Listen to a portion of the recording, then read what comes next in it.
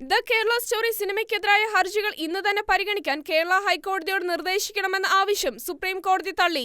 Chief justice DY Chandrachud അധ്യക്ഷനായ ബെഞ്ചാണ് senior അഭിഭാഷകൻ ഹുസൈഫ അഹമ്മദിയുടെ ആവശ്യം തള്ളിയത്. സിനിമയിൽ അഭിനയിച്ച താരങ്ങളുടെയും അണിയറ പ്രവർത്തകരുടെയും അധ്വാനത്തെപ്പറ്റി ആലോചിക്കണമെന്നും സിനിമയെക്കുറിച്ച് പറയുമ്പോൾ ജാഗ്രത പുലർത്തണമെന്നും ചീഫ് ജസ്റ്റിസ് അഭിപ്രായപ്പെട്ടു. ചിത്രം നല്ലതാണോ എന്ന് പ്രേക്ഷകർ തീരുമാനിക്കുമെന്നും ചീഫ് ജസ്റ്റിസ് ചന്ദ്രചൂഡ് പറഞ്ഞു.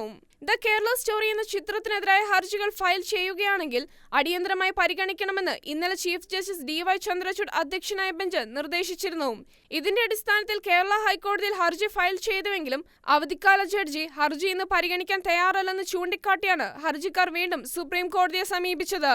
ഹൈക്കോടതിയിൽ acting chief justice SV Bhatti അവധിയിലാണെന്നും ഹർജി അവധിക്കാല ജഡ്ജി N നഗരേഷിന് മുന്നിൽ ലിസ്റ്റ് ചെയ്യാൻ അദ്ദേഹം നിർദ്ദേശിച്ചതായും ഹുസൈഫ അഹമ്മദി സുപ്രീം കോടതിയിൽ ചൂണ്ടിക്കാട്ടി.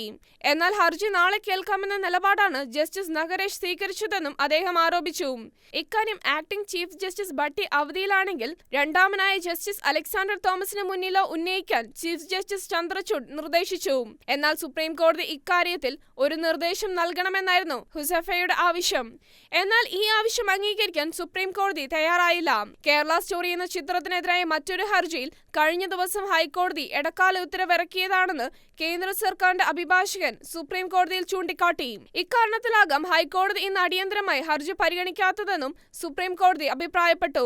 നാളെ രാവിലെ 10:15 ഈ വിഷയം ഹൈക്കോടതിയുടെ മുമ്പാകെ ഉന്നയിക്കാൻ ഹർജിക്കാരോട് സുപ്രീം കോടതി നിർദ്ദേശിച്ചു.